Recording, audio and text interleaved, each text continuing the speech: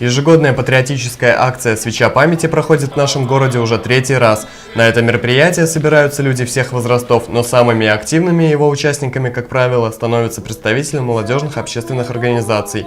Отдельное выступление подготовили школьники. На протяжении всей акции они читали стихи и пели песни военных лет, еще раз доказывая, что ничто не забыто, никто не забыт. Самое главное для нас – это память. Важно, чтобы наши дети тоже помнили, как и мы, что было такое время, когда было все не очень гладко, было очень тяжело, как и наши деды, их прадеды боролись за нашу жизнь.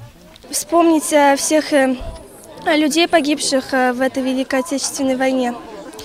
Вот. Вообще про них не надо забывать, надо помнить о их подвигах. Вот. Надо именно ценить вот то небо сейчас над головой, я имею в виду мирное время. О прадедах, о своих, которые погибли на войне. Их вспомнить, узнать хотя бы о них что-то.